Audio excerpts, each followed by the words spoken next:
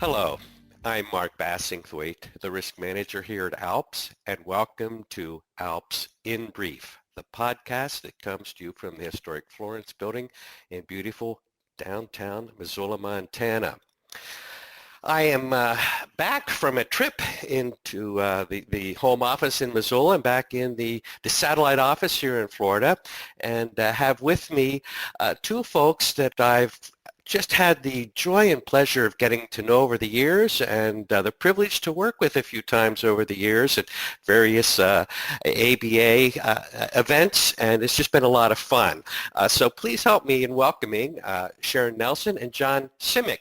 And Sharon and John are president and vice presidents of Sensei Enterprises, which is really the heart of the topic we're going to talk about today. Before we kind of jump into some of the questions and things I'd like us to visit about Sharon and John, may I have each of you take just a couple of minutes and share whatever you'd like to share about yourselves? What would help our listeners get to know you a bit better? Well, I'll start and then I'll turn it over to John. So Okay. what we do at Sensei Enterprise is managed information technology, managed cybersecurity services, and digital forensics. So we have kind of three branches, and that means we're running a fire station without a Dalmatian here. So there's always emergencies, and it gets very difficult to keep all the balls in the air. And we are also married with 6 children and 10 grandchildren. Oh So my gosh. we're together all day and all night too. I love it. Well, you didn't tell them you're a lawyer, though. Oh, well, Do yeah, they care? maybe. Well, John is the veteran technologist and I am the lawyer. And that's why we kind of decided to work together when we started the company some 25 years ago, more than that now, just a little bit. John was the talent and I was the lawyer / marketer who could sell ice cubes to Eskimos. So that worked out really well for us both. Yep. And I'm not a lawyer, as you can probably tell. I'm an engineer by degree, and been involved in technology, informally, even before the internet. And I don't remember that presidential candidate that was trying to create it. No. Yeah, thought he was anyway. Yeah. Whatever. But back in the days of the modems and all that stuff. But I have a lot of technical certifications, formal training as well. But it's, I guess a lot of people think that, I should be wearing a pocket protector and have a propeller head. But yeah, that's, as Sharon said, I do the technology stuff, testifying expert, as well, because of the forensics and all that. Just got done with a deposition a couple of weeks ago that was really entertaining, at least to me, but not for the other attorney. Well, that's how it's always supposed to turn out. Yes. And I forgot to say, Mark, that I was the president of the Virginia State Bar a few years ago. Right. So that That's was, how we ended up in Montana one yeah, year, that's right? how we ended up coming to see you folks out in Montana. Indeed. That's right. That was a good time. It was a wonderful time. And I did go fishing when we were out there. Oh, well, there we go. Yeah, that's boy, there's no place better. You want to talk about some just quiet country, just time on the river with a fly, and a lot of fun. Well, one of the things that I've never really visited with you guys about, I'm genuinely very interested. Sharon, you've talked years ago, you've been a lawyer for quite some time. How did you sort of make this jump? Was that always sort of the plan to go into this Sensei Enterprise type business, the alternative type of practice, a non-traditional track, if you will, or, how did this all come about? Well, life is full of accidents. And as I was a young... We're experts at that. Yeah, oh, yeah. So when my first child was born, her condition required me to stay home through several surgeries and several years. She's fine, but I ended up working from home as a lawyer. And then later on, after I had been a lawyer and been seriously involved in the Bar Association, I had this very nice man who taught technology to anyone at colleges. And he was helping me computerize my law practice back in the 80s. And I was pretty wired up for a solo. But then he got relocated because of his job. And I said, what am I going to do without you? And he said, well, I've got this friend down the street, and he's really brilliant, but he's a pain in the butt. And he said, but I'll set up a lunch, and if you can stand him, then he could do a better job even than me. So I met him for lunch. I could stand him. And so we started out with him helping me with my law practice technology. And ultimately, he had always wanted his own company. And he just looked at me one day and said, I could be the talent of a company, and you're a lawyer, and you can sell anybody anything. So why don't we hook up and form a company? And that's how we got started. Wow, that's awesome. I love that. I love that. Oh, my. Well, can you tell me a little bit about the types of service? You gave a little highlight or overview. Can we dig in a little bit in terms of the types of services that you offer? And I'm also interested,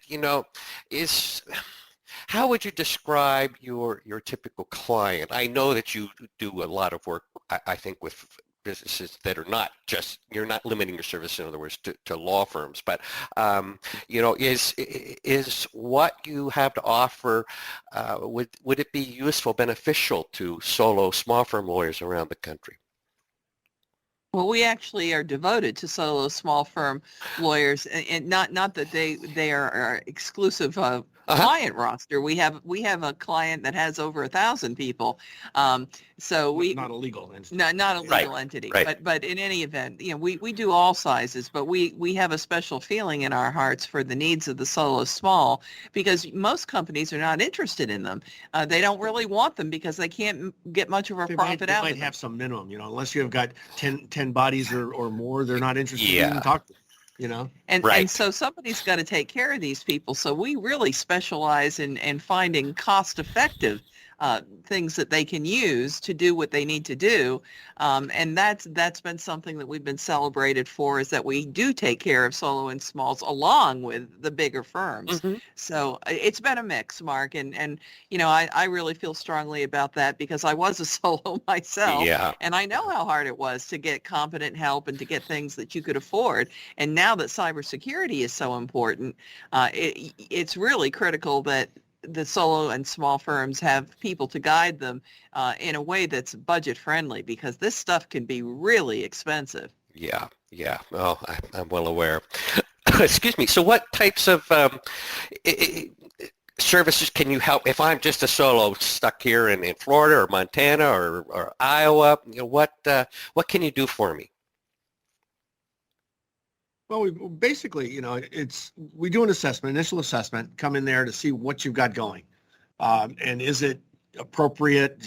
Should we forklift some things? Are you in the cloud even? Because today it's so much more affordable and flexible to be in the cloud. And maybe, secure, more secure. And maybe you should be considering that. We do have some clients that are remote, some in Massachusetts, as well as down the coast. But we can do a lot of things remotely. Mm-hmm. Sometimes though, you do have to have, boots on the ground. And some folks might, have a local person if they need, hands on to something, but generally, no, we can get equipment, we can configure it, we can ship it, do all that. But essentially get you in a position where you're a heck of a lot more secure, with your technology. And you're getting good recommendations from us about stability, backup, practice management systems, document management. So we can help them work with the companies who have appropriate pricing for solo and smalls. Right. And that's really our niche, is to be able to do that for those people. The solo and smalls are really neglected. Yeah, they really are. But it really is it's kind of a unique thing though, because there's not a template, right? You can't go to the green drawer and pull out, a system for a solo. No, they all have different needs. They've got different needs, different things that are important to them, different types of practice. Their workflows are different. So we really do try to, as Sharon said, kind of customize and make sure that they do have a cost-effective solution. The other advantage I think we have is that we know a lot about the law and a lot about Yes, right. lawyers' responsibilities are and what they're And what's ethical. yeah. And what's ethical has changed, Mark. I mean, Oh, yes. in today's world, you have to take reasonable measures to protect client data and confidential data. And these days, we have gotten to the point where one reasonable measure is having two-factor authentication because it's almost always free. It comes with Office 365, which so many solo smalls use. So you just have to turn it on. Yes. So, that's where, of course, the problem comes. Gosh, that's got to be really hard. Well, it's the convenience factor, though. They want to get right in. They don't want to have to get a text on their phone or push a button on their phone, type a code and whatever it is. There's all kinds of two-factor authentication, obviously, and you have to help them get past the I don't want the extra step to I have to have the extra step because ethics demands this of me, because multi-factor authentication stops, almost 100% of say credential-based account attacks. Right. Well, you don't get a stat much better than that. Especially now when it's free.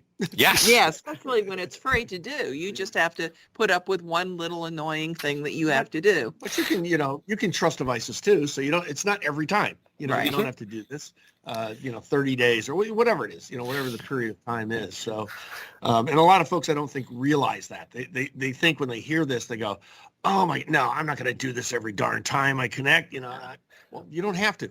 Right. Yeah, and you said tell a story. Well, here's a story. We've been able to successfully convince most of our law firm clients that they must ethically do this. And there were several who protested, and they dragged their feet, and then one of them got hit by ransomware. So yeah. So, that's what happens when you don't take sound advice. Yeah. Yeah. And the first thing they said was, okay, we got hit, we were attacked, and I guess you were right about that 2FA thing. So could you come back and fix that for us now? Yeah. So. Yeah. Hard lesson learned, but boy, is it a good lesson once they understand it. So I'm hearing we can do, or actually you can do lots of advising and guidance on terms of how to become secure, taking into consideration, regulations we're subject to, the ethical rules, et cetera, et cetera.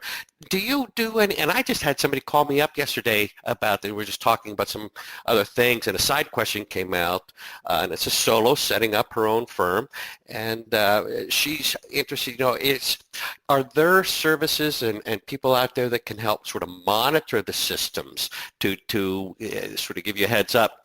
Her question was, how do I know if I'm breached? And, can you help them answer that, or do you help them sort of deal with that risk? Well, you have today an ethical obligation to monitor for a breach. That's pretty much been established. So now that you have to monitor, that's one reason why we are a managed service provider, because we have all sorts of alarms and alerts, and we check things like backups to make sure everything's going the way it should. There's a lot of automation. Okay. The thing is, when something goes wrong, we'll get a notice. So the lawyer is protected by having the managed services and the alerts that will go to their provider. And that way they know right away. They can usually fix it right away, or, if power's out or something like that, they have to wait till power comes back, obviously. But, that's why you want someone watching over all of this for you, because the average lawyer has no idea what any of these alerts mean. These things go off and they're clueless. So you want that in the hands of a professional, and it's not very expensive to get it. And so this idea of endpoint detection and response, this is another thing that we would say is reasonably required in order for you to monitor for those breaches. It's not just monitor; it's also react. Reacts to it. It is artificial intelligence is part of what the tool uses. So in conjunction with human beings, in Right. in a security operations center. So if you get a ransomware attack as an example, or there's some rogue process that comes and starts to, and the system sees that, wait a minute, this is outside a baseline operation. And it can even automatically take the device off the wire, off the network. But they have, at least the solutions that we're implementing for our clients, it has a rollback capability. So if it's got a problem and you say, oh, shoot, you know what? Let's go back to, 30 minutes ago and put Right. your system back into a state before this happened. And we've got that ability. it's really kind of magic to lawyers. I mean, they don't, as much as we try to explain it, and John did in fairly simple terms, they really don't get it. They just get Yeah. that the magic works. Right, right, and that's okay. They don't need to get it. If they have somebody like you behind the scenes taking care of, they just need to make sure these kinds of things are in play or in place. May I also assume that, if I have, I do stupid on my laptop and I get hit with something that, we talk about ransomware just as a classic example. Are you also offering services to help me address and deal with these kinds of breaches? Absolutely. I mean, that's what you do. You Yeah, I do want to point out though, Mark, all the technology and things that we do, Mhm. you cannot fix a human being. Right. I Oh, mean, who boy. clicks on a phishing email or a Yeah. phishing text? Sharon talked about a story. We had a story from, oh God, what's today? Thursday. So I think it was either Friday or it was no longer than a week ago. We've got all these things in place, the software that's doing whatever, and yet we've got a lawyer that gets this message and then he actually initiates a phone call To the bad guys. to the bad Oh guys. my gosh. And it's carrying on this conversation, and under his own ID, he's opening up his machine to this caller, and I'm going, oh, Yeah. I can't stop that. Yeah. Well, they finally asked him to enter some bank information, And he got suspicious. then he finally got suspicious. Yeah. And just severed the connection. He called us. We said, oh, whoa, hold on. Yeah. Yeah. But that kind of thing happens a whole lot. People do stupid stuff, and of course Yeah. now everybody's on their phone a lot, and so the phishing via text has become a big deal. They call that smishing, Right. and people will fall for that, Yeah. and they'll get something that says, you just made a purchase for $500, and if you didn't make this purchase, you got to do this or call there, Or click here or click, whatever. whatever. Don't click, don't call. Yeah. I mean, yeah. people just are not thinking. Well, I'm hearing we have full service, which I'm not surprised about at all. I just want to underscore all of this. John, you raised a very, very good point. I'm often writing and lecturing about some similar things. Regardless of what IT does, we still have to deal with the reality of the human factor, and you can't patch that. You can't. We have to do some training here. Is that something you guys do as well? Are there any training resources available for solo small firms? Well, the best training resource I know of is somebody who's not in your own company or in your own Okay. law firm. It's somebody from the outside who carries a bigger bat and has a reputation. And that's why we started out long ago doing cybersecurity awareness training for law firm employees. Okay. And we do it remotely, which is, of course, people have gotten used to that now. Right. So we have a PowerPoint and we talk through the PowerPoint.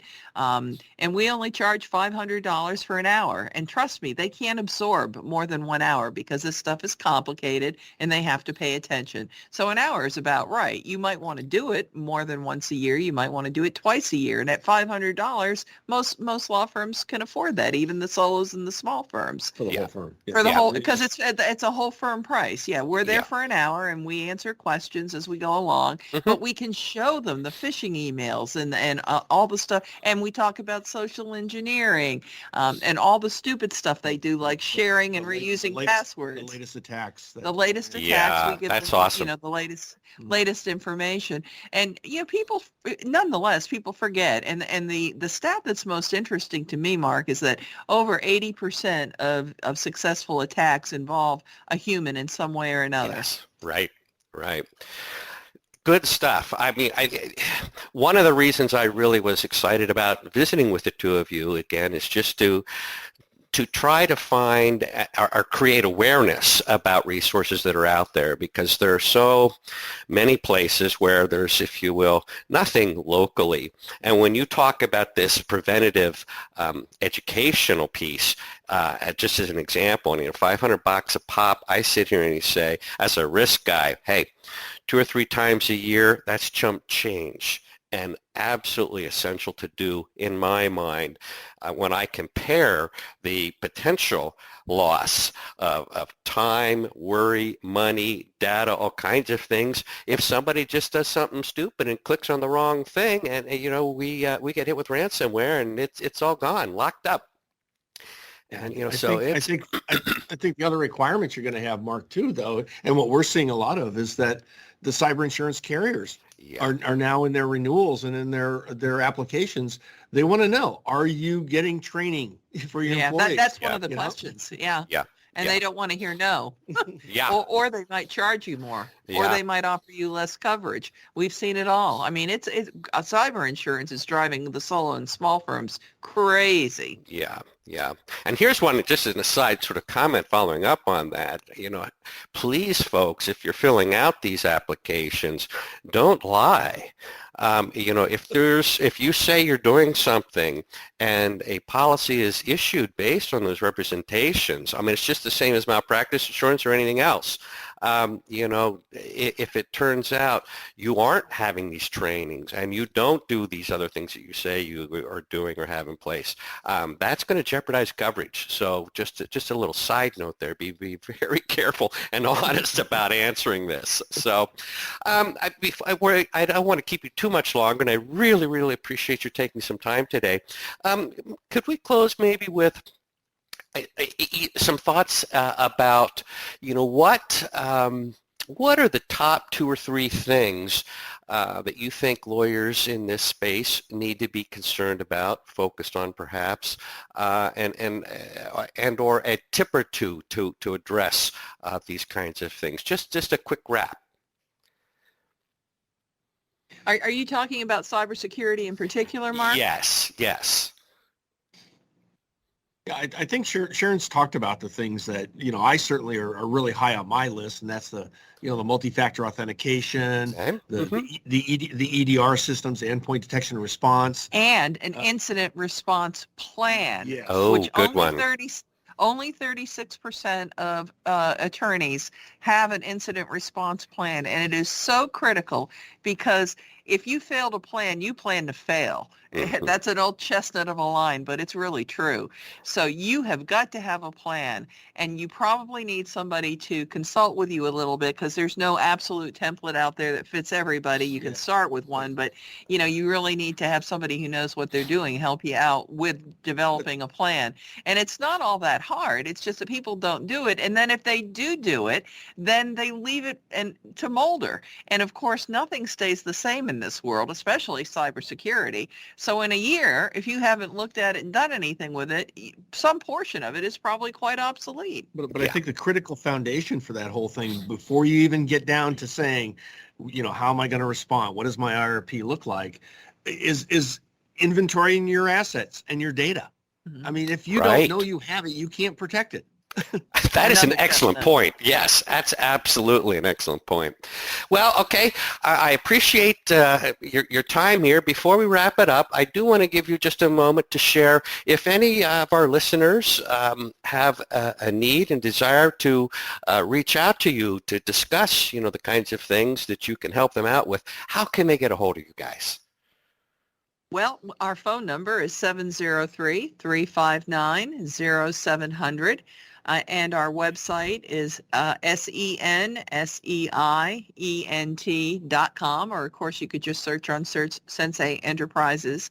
And we have all different kinds of folks in the office, and we'll funnel you to the right people. Very happy to do that, and always happy just to have a no cost consult if people have some questions they'd like to ask. We do a lot of that at the beginning, and then it turns out that they do in fact have a need, which is harmonious for us both. But if it doesn't work out, at least we've tried to help, and so we would encourage that, Mark. I hope that's helpful. Yes, it is very much so. So to those of you listening, I hope you found something of value out of today's podcast. My intent again today was really, I just am trying to find solutions. I just get so many calls of who do I turn to, and this is a rough space at times. Lawyers just feel left out and just unsure who to reach to. And I assure you, these two and the business they have, these are good folk, and it's a great business. I would not hesitate reaching out at any time. So, John, Sharon, thank you very much for joining me today.